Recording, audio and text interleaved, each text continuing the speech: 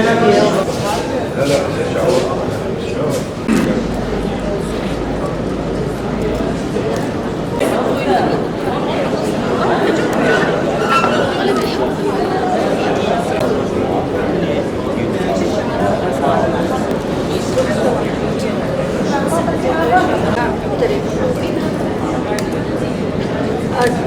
وسهلا فيكم جميعا باسم منظمة بيت المواجهة المدنية مع مجلس سوريا الديمقراطية مصر. أرحب بكم جميعا وأتقدم إليكم بجزيل الشكر لتلبيتكم دعوتنا هذه والمشاركة في الندوة الحوارية المشتركة التي نقيمها اليوم. هلا بصدد اتفاقية 29/1 أعتقد هناك ضرورات لعقد مثل هذه الاتفاقية، بالإضافة إلى وجود متطلبات للكل من هذه الاتفاقية. طبعا سوريا يعني الضرورات اللي نحن بدنا نحكي عليها، يعني سبب توجهنا نحو هذه الاتفاقية خاصة قوات سوريا الديمقراطية، ربما الكثيرون يناقشون أن هذه الاتفاقية عقدت وتم في وسط ظروف حرب، صح، لكن نحن نعرف يعني قبل أن تكون هناك حرب كان هناك توجه في شمال وشرق سوريا لدى قوات سوريا الديمقراطية، لدى المنظومة الموجودة في شمال وشرق سوريا، وكمجلس سوريا الديمقراطية كانت وجهة نظرنا بعد سقوط النظام يجب أن يكون هناك توجه جديد. طالما الشعب السوري ناظر من أجل إسقاط النظام يجب أن نتجه نحو مسار بناء سوريا. يعني بهذا الصدد كان هناك توجهات ونقاشات يجب أن يتواجد جميع المكونات الموجودة ضمن الإدارة الذاتية، وخاصة وعلى أساس الكل يجب أن يتواجدوا في دمشق. كانت المقاربة على هذا الشكل. سقط النظام والآن سوريا في مرحلة جديدة، مرحلة تأسيس جديدة. في هذه المرحلة القوى يجب أن يتواجدوا في الشام في دمشق. تواجد القوى في دمشق يذكرنا بحالة سقوط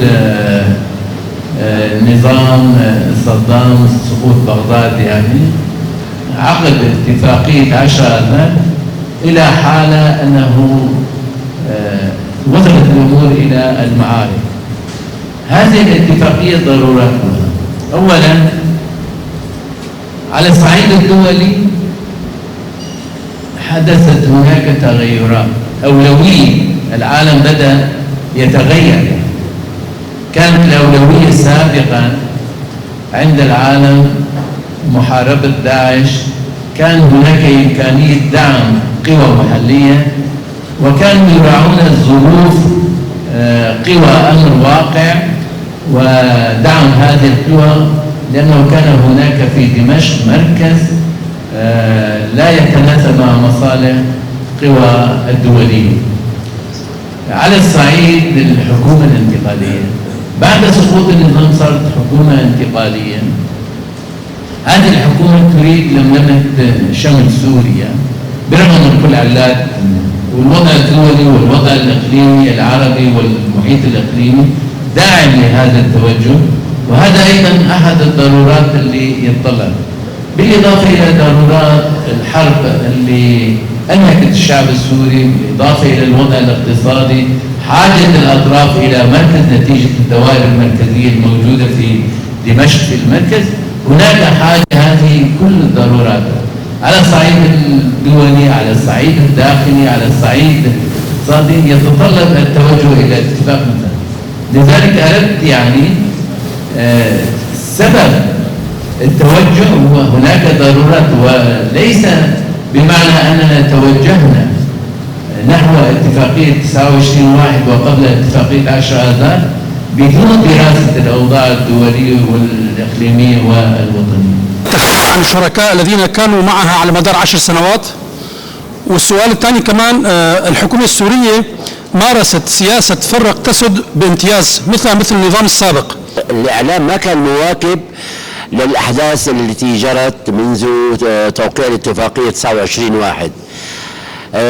كان من المفروض أن يكون ناطق الإعلامي لقوات قسد، ناطق إعلامي لجهة سياسية لمسد، أن يعطي للجماهير ما يجري فعلا على أرض الواقع. لا مكتسباتها ما مقارنة كين نسبة حجم التضحيات في سوريا حمين مكوناته خاصة ملتي كرد يعني بهتر تركيزه صارت كم ضرورات الحوار، ضرورات اتفاقية 29 غير موفقين.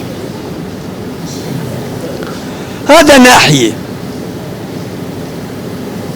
طبعا من الطبيعي ومن الضروري جدا الحوار، ولكن نحن جميعا نعلم والإخوة في مسد يعلمون أيضا مع من نتحاور ومن هم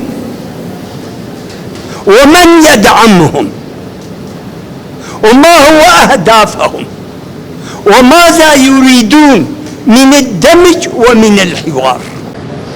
نا هذا بانيلا ام دخادن ديالوجي كي سر اتفاقية بستونه هي كيفكن ضرورة اتفاقية بستونه هي كيشوف شما هم شونه به اتفاقية دا عالی دولي دا ظرف چاعتنا گویرادن گویرتنی دولي اي اقليمي چاعتنا گویرادن هندری سوري دا چاعتا گویرادن دا روش شهر دا گویرتنی قواتنا چیک روش ملت سوري چی روش عابوري روش اداري اوانا حمو هیچ ضرورتن کو ام بچنه اتفاقية کی نو ضرورته اما هندر به اتفاقی دا بشه کی دینی کو نقاش دوه بشه متطلبات دا خازن ای کو ام ببیجن کو امکان بن به اتفاقی پیک بینن یعنی پاراستنا ملت کرد وجودا ملت کرد ما في ملت کرد تکس کرنا وانا کد هندر اتفاقی دا وره او کرن بپارزی خصوصیت منطقه کردی کوره پاراستن و عالی زمانه عالی چاندیه زمانی کردی به زمانی کی فرمی اواناجی کی متطلبات کو ورنه وکرن صرف همو مثلا